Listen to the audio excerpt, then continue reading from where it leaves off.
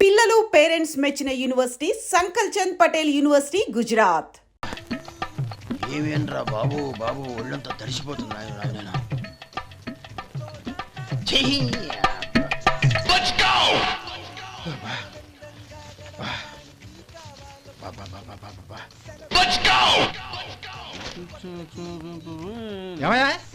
వచ్చేంత సేపు అయింది.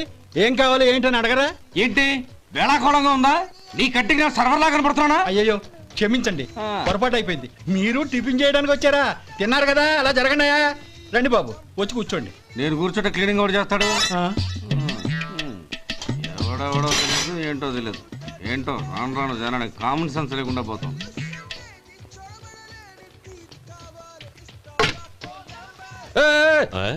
ఏందా ఇది? నే ఉల్లిదో చెప్తే ప్లేన్ దో తీసుకొచ్చా అంతే కదా. ఒక్క నిమిషం.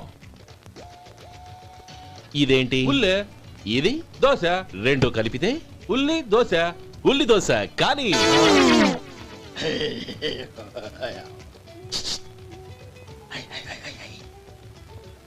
ఏంటి మావా? అది అలా ఉండాలి.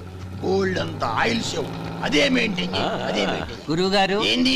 మీకు మీ హోటల్ కు మేమిద్దరం ఇంత ఆదా చేస్తున్నాం కదా, నాకో 50 తనకో 100 జీతం పెంచొచ్చు కదా. ఏం నువ్వు మాట్లాడేది? అవతల వెళ్ళి ట్రైనింగ్ తీసుకోలేదా? వెళ్ళు. నువ్వేందయ్యా సప్లై చేసుకో, ఎక్కడ చూసా పెట్టి వెళ్ళిపో.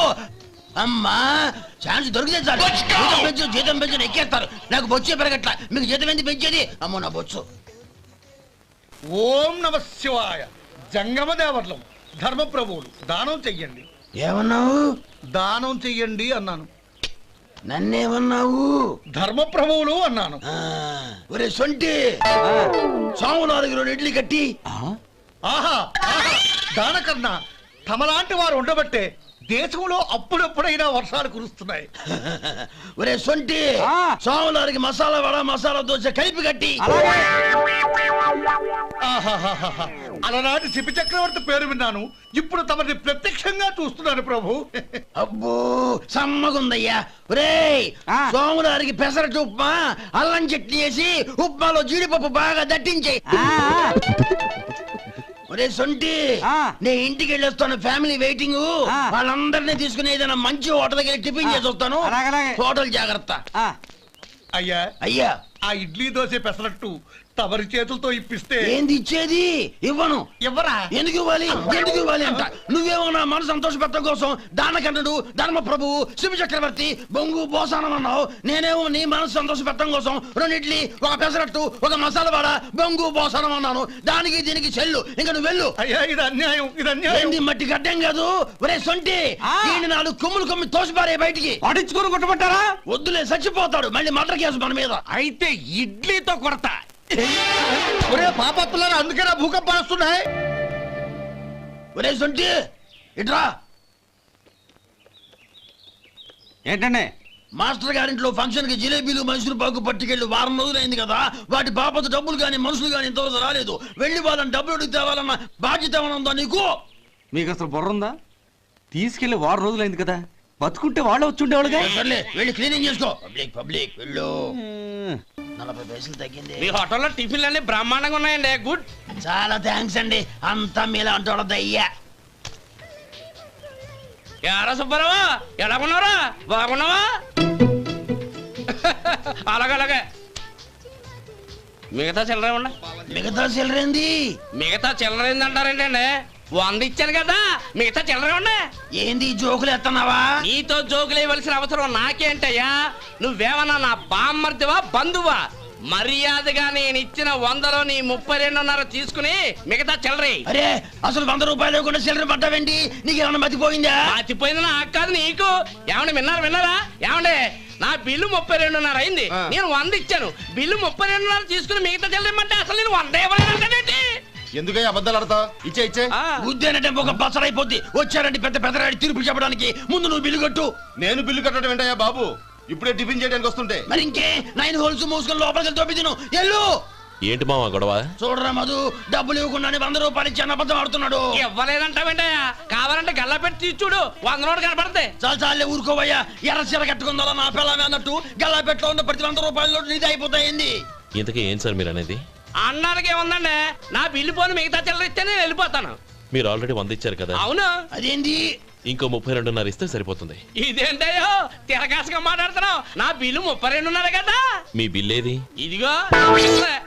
అయ్య బాబాయ్ తెగ మాతో 32.5 132.5 ఎలాగైందయ్యా? మీరు 100 ఇవ్వకుండానే ఇచ్చినట్టు.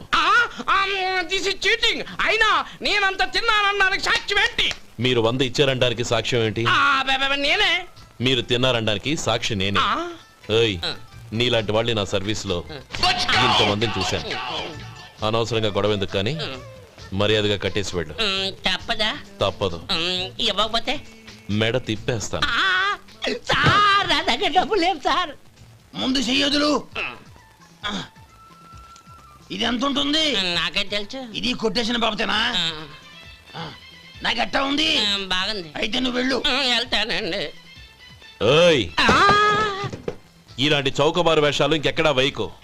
కాళ్ళు చేతులు తీసేస్తారు. అలాగేనండి. పోరా.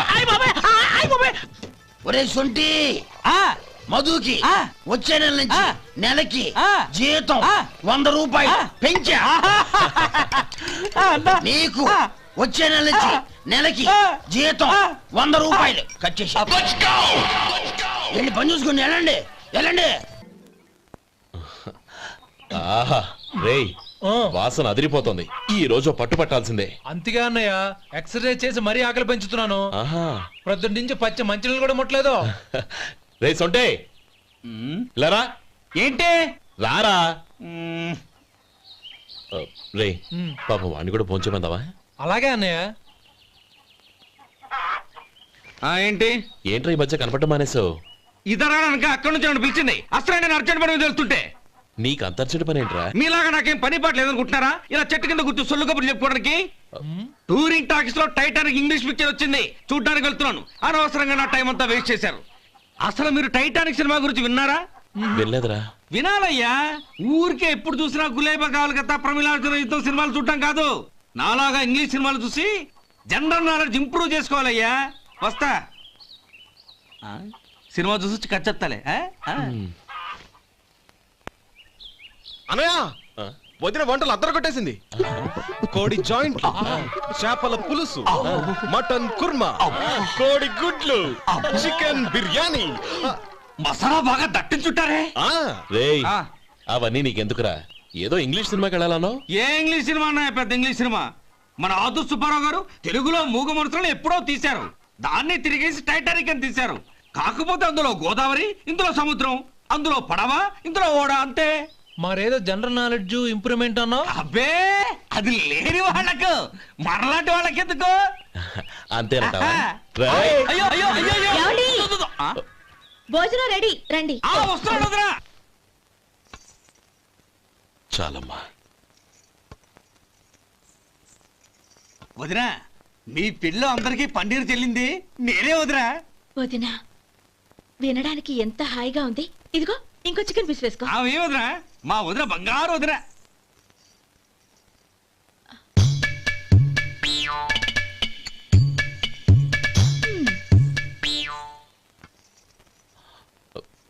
ఇంకో ముక్క వేయనా? అదేంటి గౌరీ, తమ్ముడికి చికెన్ అంటే చాలా ఇష్టం, వాడికి వేయలేదే? అయ్యయ్యో, ఈయన మీ తమ్ముడా? నాకు తెలీదండి. ఒక్కసారైనా నా మొహం చూసి మాట్లాడాలిగా, ఒక్కసారైనా నా నొదినాన్ని పిలవాలిగా. అప్పుడేగా తన నా మరిదని నాకు తెలిసేది.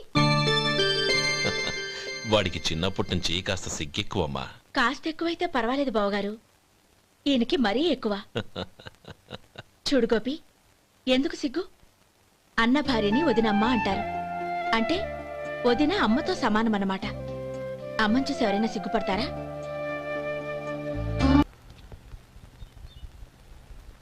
ఏమయ్యా, కాలు ఇలా ఊగుతూ ఉంటే టిఫిన్ ఎలా చేసేది? నా కాలు ఊగడానికి నువ్వు టిఫిన్ చేయడానికి ఏంటి సంబంధం?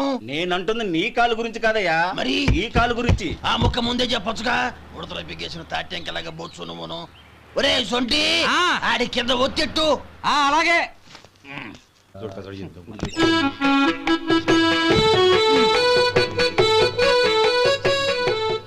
ఇప్పుడు ఓకే.